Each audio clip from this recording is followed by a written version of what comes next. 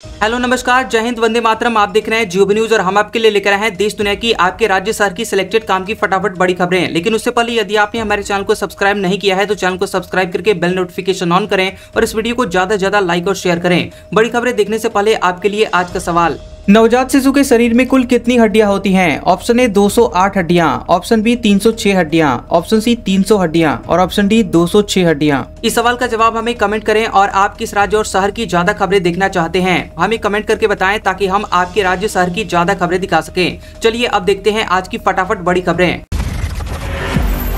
वित्त मंत्री निर्मला सीतारमण ने लोकसभा में पेश किया नया इनकम टैक्स विधेयक। खबर है कि वित्त मंत्री निर्मला सीतारमण ने नए इनकम टैक्स विधेयक 2025 को लोकसभा में पेश कर दिया है। इस दौरान उन्होंने कहा कि यह विधेयक पुराने आयकर कानून से काफी अलग है और इसमें खास तौर पर टैक्स फाइलिंग से जुड़ी हुई जटिलताओं को कम करने की कोशिश की गई है। विपक्ष के हंगामे के बीच विधेयक को पेश होते ही सेलेक्ट समिति के पास भेज दिया गया। समिति अगले सत्र के पहले दिन अपनी रिपोर्ट पेश करेगी। विधेयक में मूल्यांकन वर्ष, वित्तीय वर्ष और पिछला वर्ष शब्दों को हटाया गया है और इनकी जगह अब सिर्फ कर वर्ष इस्तेमाल किया जाएगा। शेयर बाजार के लिए शॉर्ट टर्म कैपिटल गेन की अवधि में कोई बदलाव नहीं किया गया है। शॉर्ट टर्म कैपिटल गेन्स पर अभी की तरह 20% टैक्स रहेगा। विधेयक में केंद्रीय प्रत्यक्ष कर बोर्ड यानी CBDT को नए अधिकार दिए गए हैं और अब CBDT स्वतंत्र रूप से टैक्स योजनाएं शुरू कर सकता है। विधेयक के तहत कुल इनकम कैलकुलेशन के लिए होम प्रॉपर्टी और कैपिटल गेन से इनकम समेत कुछ धाराओं या अनुसूचियों में कोई छूट या कटौती नहीं होगी। सेना, सशस्त्र बल और अन्य कर्मचारियों को ग्रेच्युटी में टैक्स से छूट दी जाएगी। मेडिकल, होम लोन और उच्च शिक्षा जैसे लोन पर टैक्स छूट जारी रहेगी। आम आदमी के लिए इनकम टैक्स के नियमों में इस्तेमाल होने वाली भाषा को सरल बनाया जाएगा। वित्त मंत्री निर्मला सीतारमण ने 1 फरवरी को अपने बजट भाषण के दौरान इनकम टैक्स से जुड़ा हुआ नया विधेयक लाने की बात कही थी और इस विधेयक में 600 पृष्ठ, 23 अध्याय, 16 अनुसूचियां और 536 खंड हैं। विधेयक को लेकर वित्त मंत्री ने कहा है कि इसमें 4000 से अधिक संशोधन किए गए हैं और 7 फरवरी को केंद्रीय कैबिनेट ने विधेयक को मंजूरी दी थी। माना जा रहा है कि ये अप्रैल 2026 से लागू हो सकता है। राज्यसभा में भारी हंगामे के बीच वक्फ संशोधन विधेयक पर JPC की रिपोर्ट मंजूर। खबर है कि राज्यसभा में गुरुवार को विपक्ष के भारी हंगामे के बीच वक्फ संशोधन विधेयक 2024 को लेकर गठित संयुक्त संसदीय समिति यानी JPC ने अपनी रिपोर्ट पेश की है, जिसे स्वीकार कर लिया गया है। जैसे ही विधेयक पर राज्यसभा सांसद मेधा कुलकर्णी द्वारा रिपोर्ट पेश की गई, विपक्षी सांसदों ने दावा किया कि असहमति नोट के कुछ हिस्सों को हटा दिया गया है, जिसको लेकर उन्होंने नारेबाजी की है। सभापति जगदीप धनखड़ ने राष्ट्रपति का संदेश पढ़ना चाहा, लेकिन हंगामा जारी रहा। हंगामे के दौरान धनखड़ ने नेता प्रतिपक्ष और कांग्रेस सांसद मल्लिकार्जुन खड़गे से विपक्षी सांसदों को यहां शांत रहने को कहा। उन्होंने कहा कि भारत के राष्ट्रपति का अनादर न किया जाए। इस पर खड़गे ने कहा कि विपक्ष ऐसी फर्जी रिपोर्ट को स्वीकार नहीं करेगा। रिपोर्ट में विपक्ष के विचारों को दबाया गया है। नेता प्रतिपक्ष ने मांग की है कि रिपोर्ट को JPC को वापस भेजा जाए और फिर से पेश किया जाए। क्या पाकिस्तान ने पुंछ में किया संघर्ष विराम का उल्लंघन? भारतीय सेना का आया इस पर जवाब। खबर है कि पाकिस्तान की ओर से नियंत्रण रेखा यानी LOC पर लगातार किए जा रहे संघर्ष विराम उल्लंघन की खबरों के बीच भारतीय सेना ने जवाब दिया है। सेना ने गुरुवार को संघर्ष विराम के उल्लंघन की खबरों का खंडन करते हुए कहा कि विराम बरकरार है और दोनों देशों की सेनाओं के बीच बनी सहमति के अनुसार ही इसका पालन किया जा रहा है। हालांकि सेना ने छिटपुट गोलीबारी और IED धमाके की घटनाओं को स्वीकार किया है। सेना ने बयान में कहा है कि छिटपुट घटनाओं को मौजूदा प्रोटोकॉल के तहत संभाला जा रहा है और LOC पर संघर्ष विराम बरकरार है। पाकिस्तानी सेना के समक्ष उचित स्तर पर चिंता जताई गई है। बता दें कि अखनूर सेक्टर में आतंकवादियों द्वारा इम्प्रोवाइज्ड एक्सप्लोसिव डिवाइस यानी IED धमाके के एक दिन बाद पुंछ में LOC के पास कृष्णा घाटी सेक्टर में गोलीबारी की खबरें आई थी। वहीं खबरों में भारतीय सेना द्वारा संघर्ष विराम उल्लंघन का जवाब देने की बात भी की गई थी। दिल्ली में हो सकते हैं 2 उप मुख्यमंत्री, इस तारीख को सामने आएगा मुख्यमंत्री का नाम। खबर है कि दिल्ली विधानसभा चुनाव में भाजपा ने बड़ी जीत दर्ज कर ली है, लेकिन अभी तक मुख्यमंत्री का नाम तय नहीं हुआ है। अब खबर ये सामने आई है कि भाजपा दिल्ली में 2 उप मुख्यमंत्री बना सकती है और अलग अलग समीकरणों के हिसाब से तालमेल बैठाने के लिए ऐसा किया जा सकता है। वहीं मुख्यमंत्री के नाम पर 16 फरवरी तक मुहर लग सकती है और इस दिन भाजपा विधायक दल की पहली बैठक होने की भी संभावना है। इंडियन एक्सप्रेस से बात करते हुए एक नेता ने कहा कहा कि दिल्ली में 2 उप मुख्यमंत्री रखने से पार्टी को विभिन्न जातियों, समुदायों और क्षेत्रीय पृष्ठभूमि के विधायकों को समायोजित करने में मदद मिलेगी। इसकी बहुत संभावना है क्योंकि ऐसा कई अन्य राज्यों में भी किया गया है जहां विभिन्न पृष्ठभूमि के नेताओं को समायोजित करने के लिए उप मुख्यमंत्री नियुक्त किए गए हैं। भाजपा शासित मध्य प्रदेश, उत्तर प्रदेश और राजस्थान में ऐसा किया गया है। अखबार ने पार्टी के अंदरूनी सूत्रों के हवाले से दावा किया है कि मादीपुर से जीते गए कैलाश गंगवाल, बवाना से रविंदर इंद्राज सिंह, मंगोलीपुरी से राजकुमार चौहान और त्रिलोकपुरी से रविकांत को मंत्रिमंडल में जगह मिल सकती है क्योंकि ये अनुसूचित जाति यानी एससी समुदाय से आते हैं। इनके अलावा शालीमार बाग से रेखा गुप्ता, रोहिणी से विजेंद्र गुप्ता और त्रिनगर से तिलक राम गुप्ता बनिया समुदाय के कोटे से मंत्री बनाए जा सकते हैं। YouTube AI से यूजर्स की उम्र का लगा लेगी पता, गूगल लाएगा नया फीचर।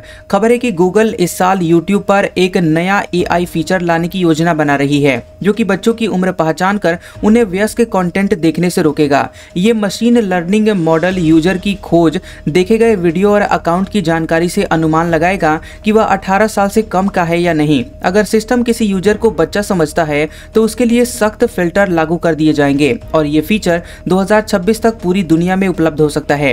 गूगल अपने फैमिली लिंक ऐप में स्कूल टाइम फीचर जोड़ रही है जिससे माता पिता तय कर सकेंगे कि स्कूल के समय में बच्चे किन ऐप्स का इस्तेमाल कर सकते हैं। वे यह भी नियंत्रित कर सकेंगे कि बच्चे किन लोगों को कॉल या मैसेज भेज सकते हैं जिससे स्क्रीन टाइम कम होगा और बच्चे पढ़ाई पर ध्यान दे सकेंगे। ये सुविधा पहले सिर्फ स्मार्ट वॉच पर थी लेकिन अब ये एंड्रॉइड फोन और टैबलेट पर भी उपलब्ध होगी। इस वसंत में गूगल एक नया फीचर शुरू करेगा जिससे माता पिता अपने बच्चों के एंड्रॉइड फोन में टैप टू पे सेट कर सकेंगे। वे ये तय कर पाएंगे कि बच्चे कौन से भुगतान कार्ड इस्तेमाल कर सकते हैं और उनके लेन देन पर निगरानी रख सकते हैं। ये फीचर गिफ्ट कार्ड और कॉन्सर्ट टिकट जैसी चीजों के लिए भी काम करेगा और गूगल का ये कदम बच्चों के ऑनलाइन खर्च को सुरक्षित और पारदर्शी बनाने के लिए उठाया गया है।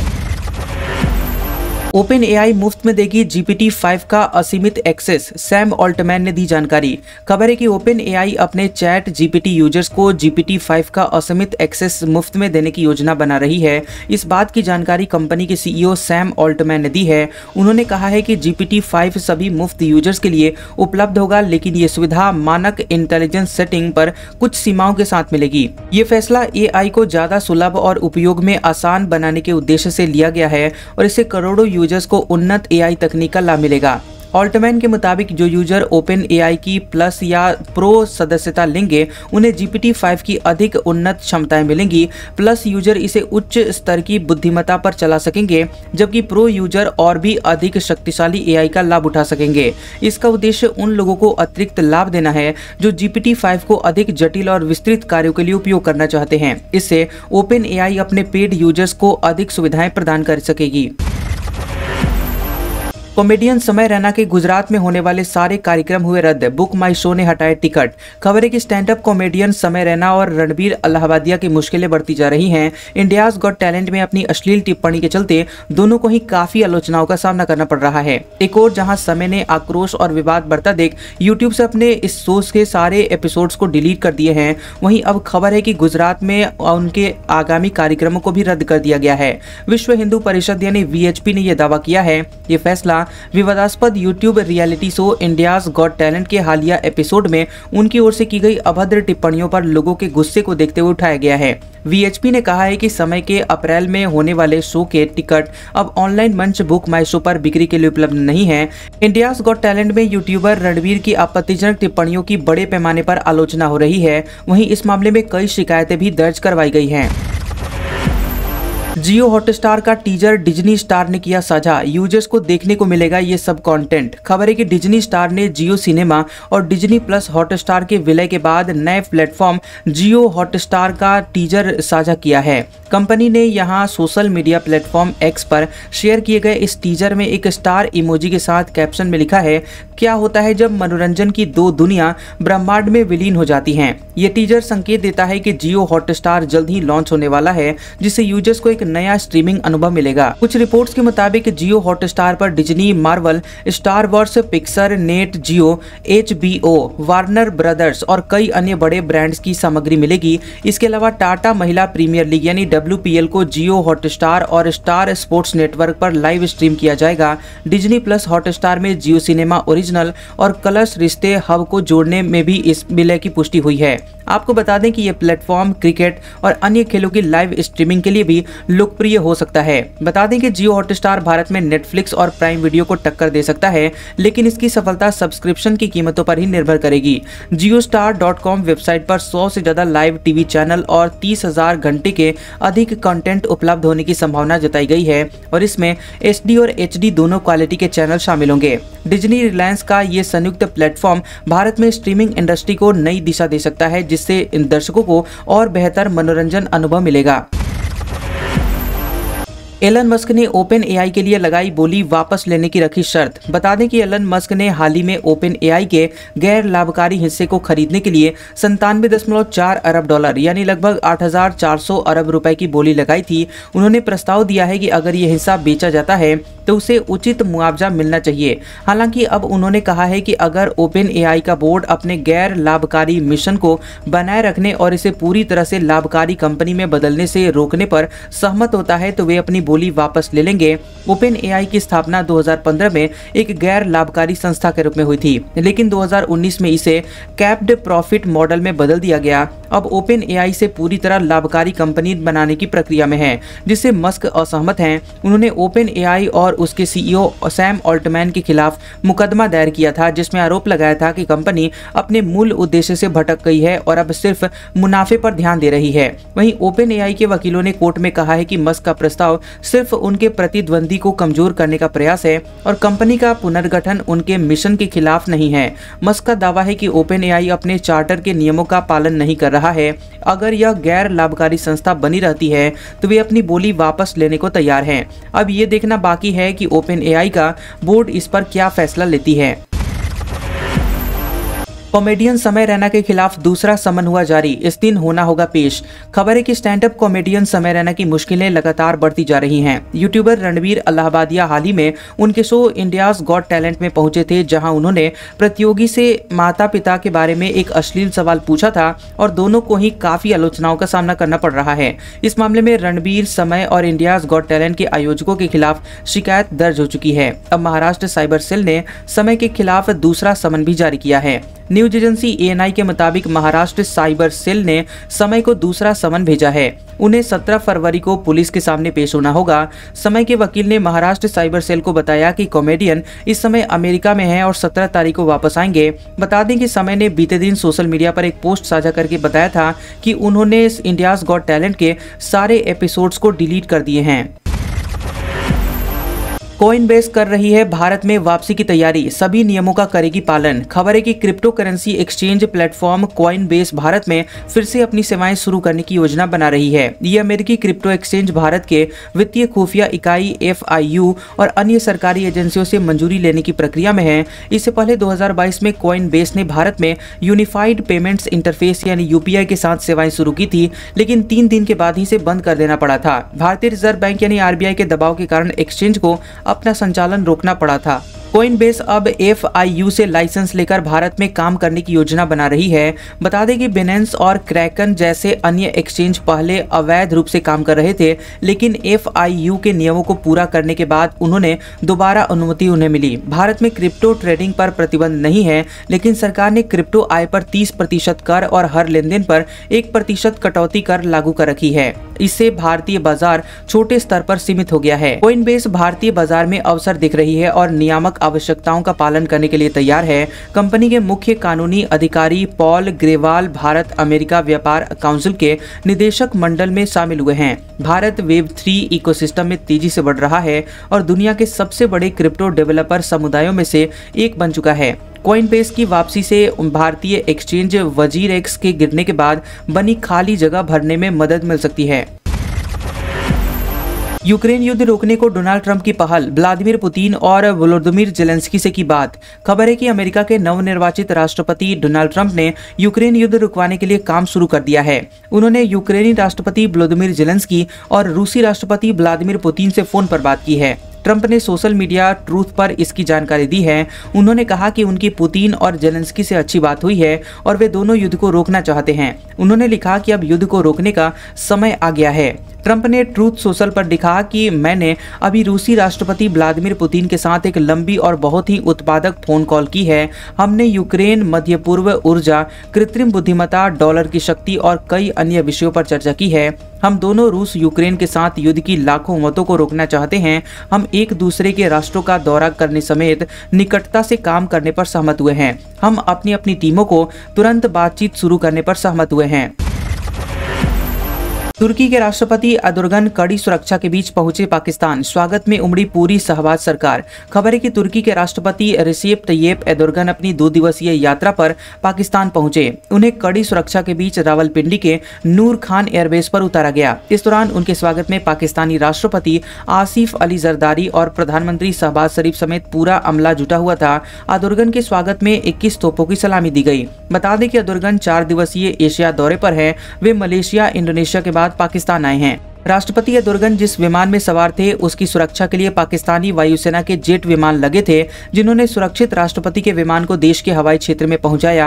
एर्दोगन पाकिस्तान के दौरे पर तुर्की की प्रथम महिला एमीन एर्दोगन और अपने एक उच्च स्तरीय प्रतिनिधिमंडल के साथ पहुंचे हैं। वहीं तुर्की नेता की यात्रा से कुछ घंटे पहले अमेरिकी दूतावास ने यात्रा परामर्श जारी किया था। इसमें इस्लामाबाद में फैसल मस्जिद के खिलाफ पाकिस्तानी तालिबान के खतरे का हवाला था।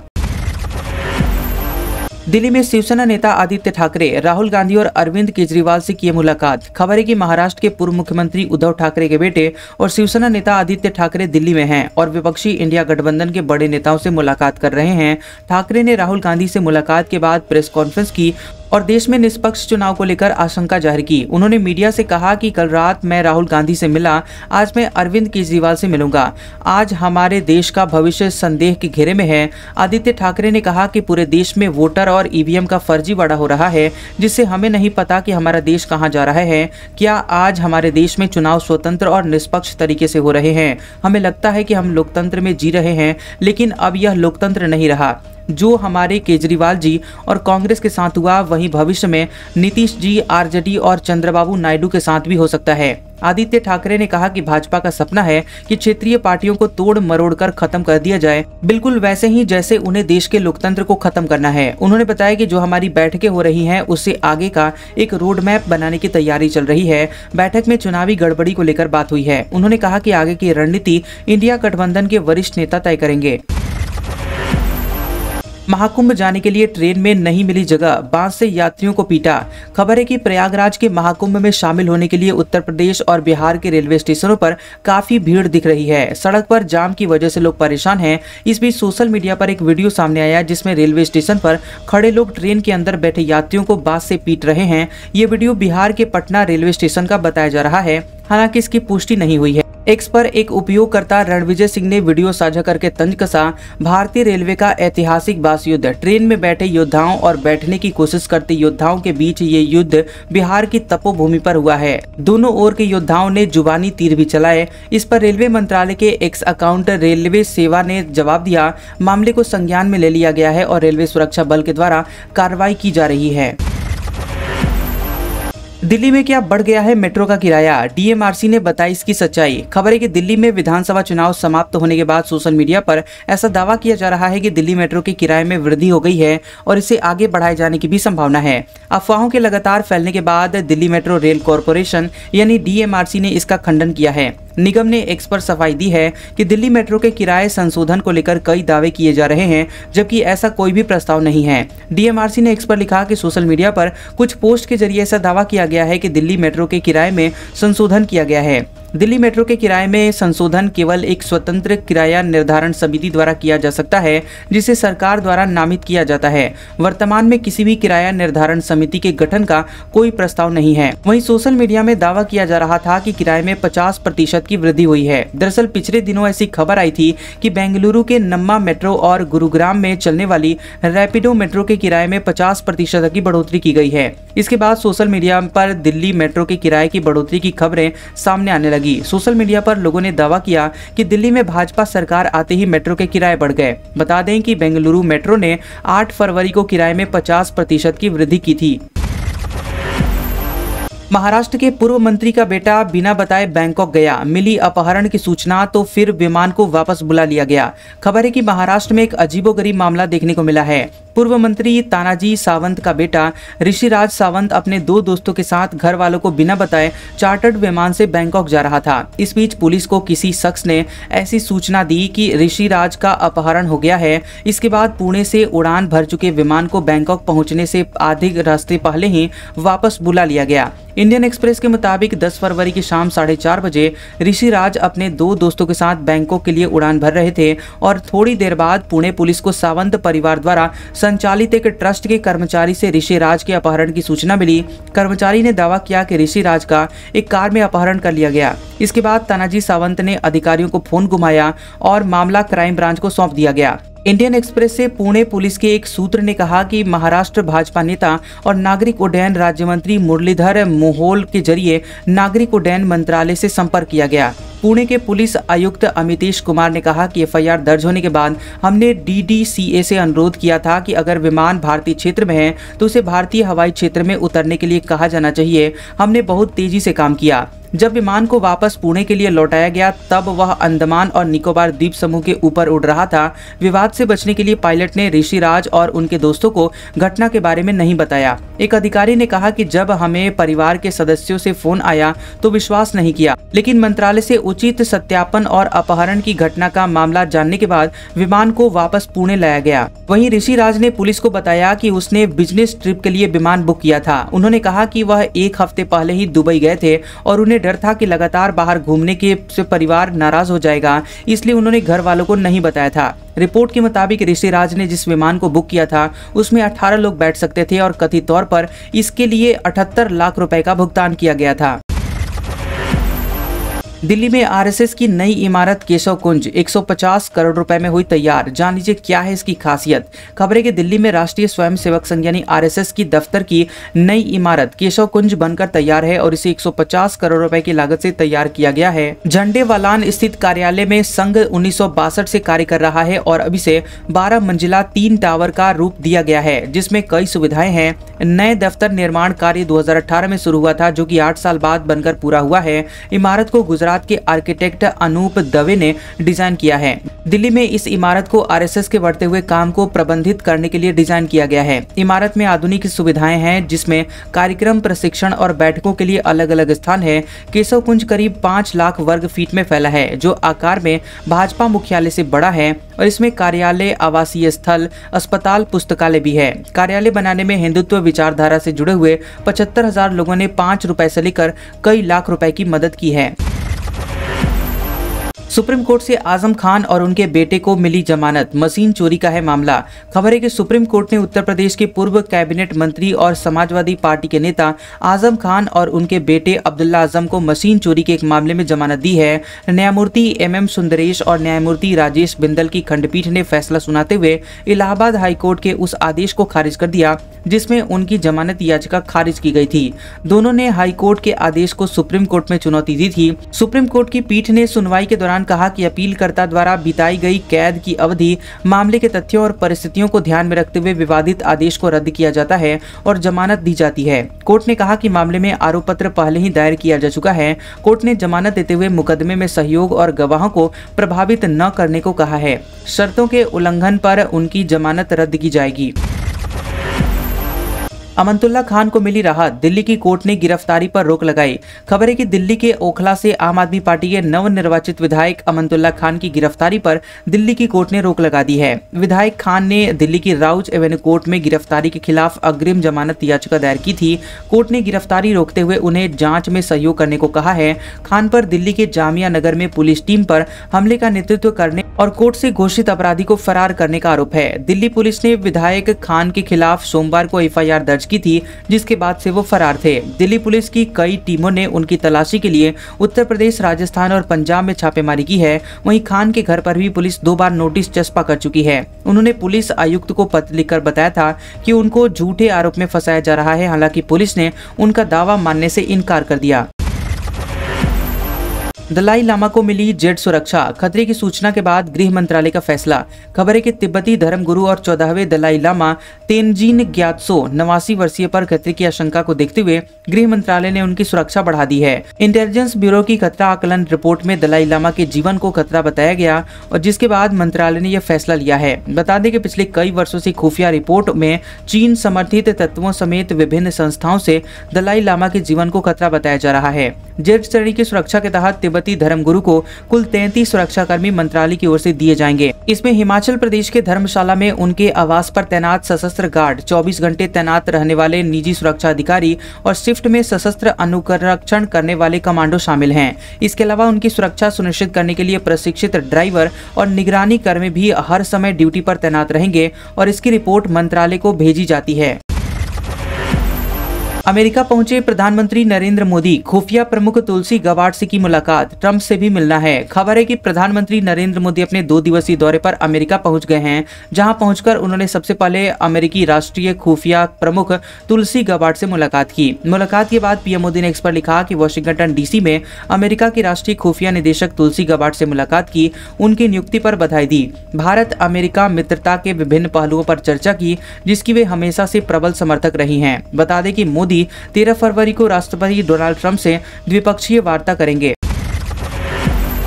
राजस्थान में बन रही कैंसर की वैक्सीन, कीमत 10,000 रुपए। अमेरिका ब्रिटेन में यही इलाज 25 लाख रुपए का है। 27 साल बाद सक्सेस के करीब। राजस्थान में पहली बार देसी तकनीक से विकसित कैंसर वैक्सीन तैयार की जा रही है। ये वैक्सीन महज 10,000 रुपए के खर्च में कैंसर का इलाज करने में सक्षम होगी। महात्मा गांधी मेडिकल कॉलेज जयपुर को डेंड्रिटिक सेल वैक्सीन बनाने की अनुमति मिल गई है। इस वैक्सीन से 5 तरह के कैंसर का इलाज संभव होगा और इसके देश की पहली स्वदेशी कैंसर वैक्सीन का दावा किया जा रहा है। चलिए अब देखते हैं अगले 24 घंटों के दौरान देश भर में कैसा रहेगा मौसम। अगले 24 घंटों के दौरान अरुणाचल प्रदेश में हल्की से मध्यम बारिश और बर्फबारी के साथ कुछ स्थानों पर भारी बारिश होने की संभावना है। सिक्किम, असम, नागालैंड, मणिपुर, मिजोरम और मेघालय में हल्की से मध्यम बारिश हो सकती है। वहीं उत्तर पश्चिम, मध्य और पूर्वी भारत में अगले 24 घंटों के दौरान न्यूनतम तापमान में गिरावट होगी। वहीं इसके बाद धीरे धीरे तापमान बढ़ने लगेगा। आज का सुविचार, जिस नजर से हम इस दुनिया को देखते हैं, ये दुनिया हमें वैसे ही दिखाई देती है। इसलिए दुनिया को बदलने से अच्छा है कि हम अपने नजरिए को बदल लें, नजारे अपने आप ही बदल जाएंगे। कैसा लगा ये वीडियो हमें कमेंट सेक्शन में जरूर बताएं। वीडियो पसंद आया हो तो वीडियो को लाइक और शेयर करें और ऐसी इंटरेस्टिंग वीडियोस देखने के लिए हमारे चैनल जियोबी न्यूज को सब्सक्राइब करें और बेल आइकॉन को दबाएं। और हमारे ओल्ड और लेटेस्ट वीडियोस देखने के लिए हमारे प्लेलिस्ट और कम्युनिटी टैब को जरूर चेक करें। तो मिलते हैं अगले वीडियो में, तब तक के लिए आपका शुक्रिया।